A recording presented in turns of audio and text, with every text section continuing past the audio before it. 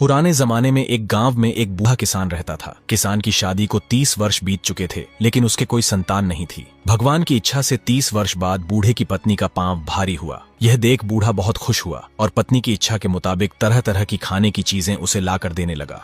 एक दिन बूढ़े आदमी की पत्नी की बेर खाने की इच्छा हुई। अब गर्मी के मौसम में बेचारा बूढ़ा बेर कहां से लाए। बेर की तलाश में बूढ़ा जंगल की तरफ निकल गया। बहुत घूमने के बाद आखिरकार एक तालाब के किनारे बूढ़े को बेर से लदी झाड़ी मिल गई। बूढ़ा बहुत खुश हुआ और बेर इकट्ठा करने लगा। बूढ़े ने बहुत सारे बेर इकट्ठे कर अपनी झोली भर ली और घर की तरफ जाने ही लगा था। तभी वहां एक आदमखोर मगरमच्छ आ गया और बूढ़े को कहने लगा कि बहुत दिन हो गए किसी इंसान को नहीं खाया, अब तेरी करारी हड्डियां चबाने में बहुत मजा आएगा। बूढ़े ने मगरमच्छ से कहा कि बेर को ढूंढते ढूंढते पांव घिस गए और जब बेर मिले तो तू आ गया।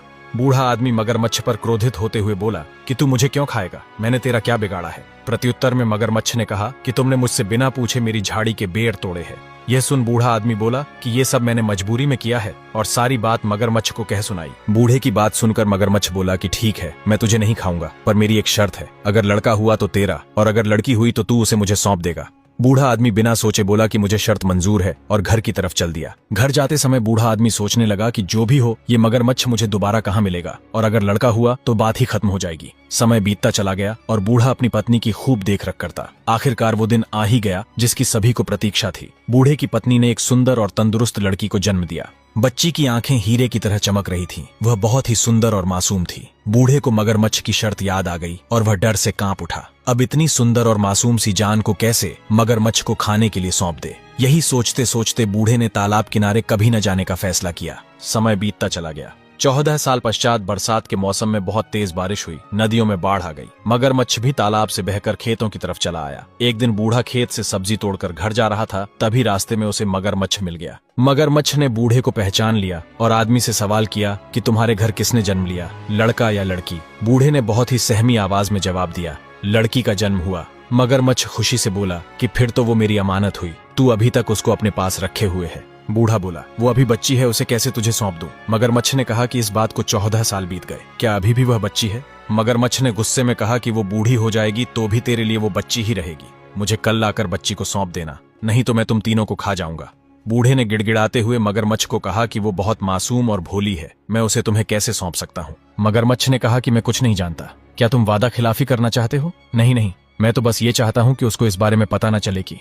ये बोलता बोलता बूढ़ा आदमी रुक गया। मगरमच्छ ने बूढ़े को कहा कि तुम चाहते क्या हो, सीधे सीधे बोलो। अब बूढ़े ने रोते हुए कहा कि मेरी बेटी को कल सब्जी तोड़ने के लिए खेत लेकर आऊंगा तो तुम मौका देखकर उसे पकड़ लेना।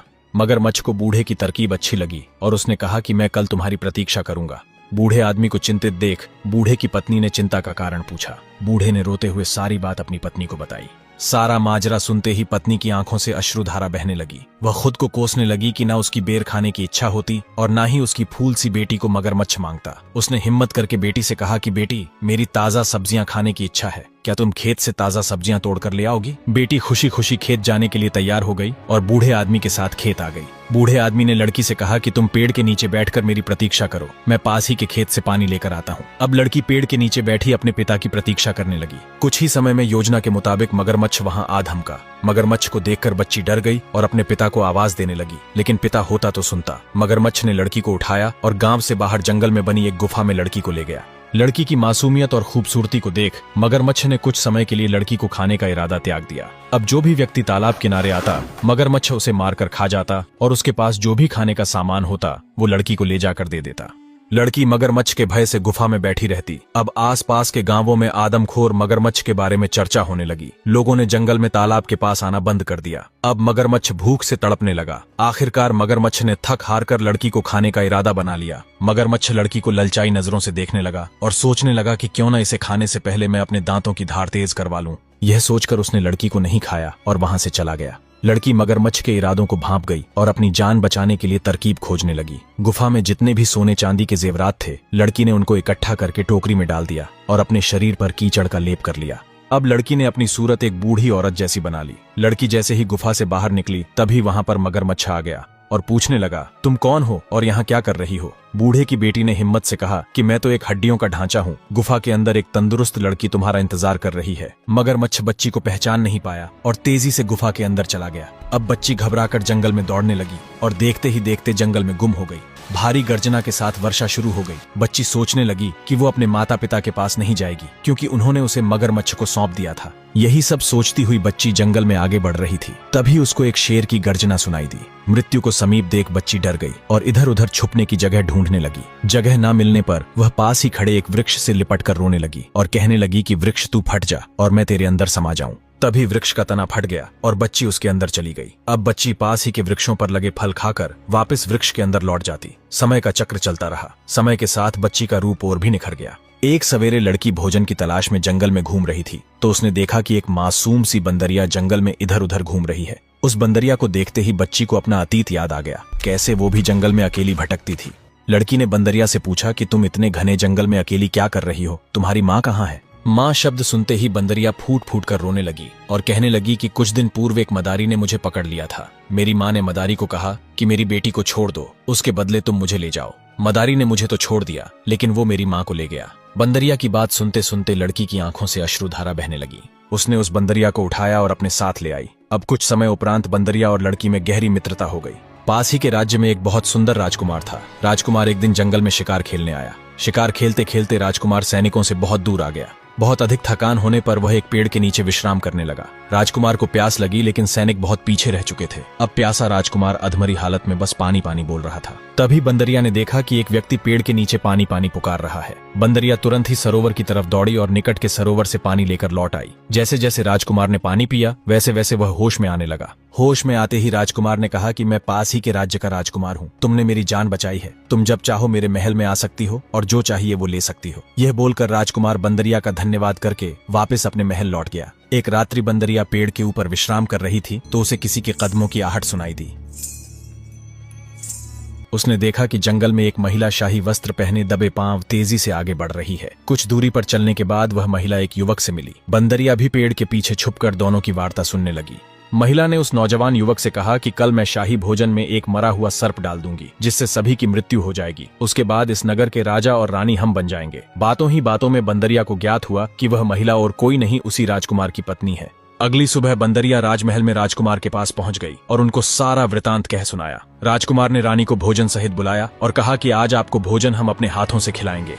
राजकुमार के मुख से यह सुनते ही राजकुमार की पत्नी डर गई और खाने से मना करने लगी। राजकुमार ने अपनी पत्नी से कहा कि मुझे भली भांति ज्ञात है कि तुमने भोजन में मरा हुआ सांप डाला है। राजकुमार के मुख से सच सुनते ही राजकुमार की पत्नी रोने लगी और राजकुमार से माफी मांगने लगी। क्रोध के वशीभूत राजकुमार ने अपनी तलवार निकाली और पत्नी से कहा कि मेरे हाथों से कोई अनर्थ हो उससे पहले तुम मेरी आंखों से ओझल हो जाओ। राजकुमार की पत्नी उस नौजवान युवक के साथ नगर को छोड़कर हमेशा हमेशा के लिए चली गई।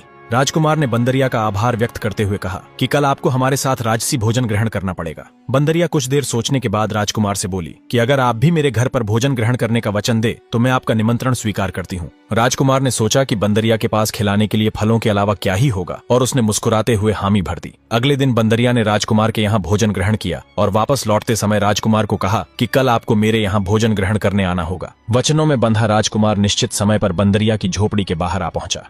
बंदरिया जैसे ही भोजन लेकर राजकुमार के सामने पहुंची, पकवानों से भरी थाली देख राजकुमार अचंभित हो उठा और सोचने लगा कि आखिर बंदरिया इतने पकवान कहां से लाई। पहला निवाला लेते ही राजकुमार मन ही मन सोचने लगा कि इतना स्वादिष्ट खाना तो राजमहल में भी नहीं बनता। यह बंदरिया कोई सामान्य बंदरिया नहीं है। भोजन ग्रहण कर राजकुमार वापस महल को लौट आया। राजकुमार बैठा बस उस बंदरिया के बारे में ही सोच रहा था कि वह बंदरिया सामान्य नहीं है और राजकुमार ने निर्णय लिया कि मैं इसके पीछे का सच जानकर ही रहूंगा। कुछ दिनों उपरांत रात्रि को राजकुमार अपने महल से निकला और बंदरिया की झोपड़ी के निकट एक पेड़ के पीछे छुपकर बैठ गया। प्रातःकाल राजकुमार ने एक अद्भुत दृश्य देखा। राजकुमार ने देखा कि एक पेड़ का तना फट रहा है और उसके अंदर से एक बहुत सुंदर नवयुवती बाहर आ रही है। इतनी खूबसूरत युवती को देख राजकुमार मंत्रमुग्ध हो गया और मन ही मन उस लड़की से प्रेम करने लगा। नवयुवती बंदरिया के साथ जंगल में आगे बढ़ गई। ऐसा कुछ दिनों तक चलता रहा और रोजाना राजकुमार उस लड़की को छुपकर देखता। राजकुमार ने उस लड़की से विवाह करने का निर्णय लिया और एक योजना बनाई। अगली सुबह राजकुमार कुछ सैनिकों के साथ यथास्थान से कुछ दूरी पर प्रतीक्षा करने लगा। समयानुसार लड़की और बंदरिया घने जंगल की ओर निकल गई। मौका पाकर राजकुमार ने वृक्ष को कटवा दिया। जब बंदरिया और लड़की वापस लौटी तो लड़की ने देखा कि वृक्ष अपने स्थान पर नहीं है। यह देख लड़की विलाप करते हुए बंदरिया से बोली कि अब मेरी रक्षा कौन करेगा।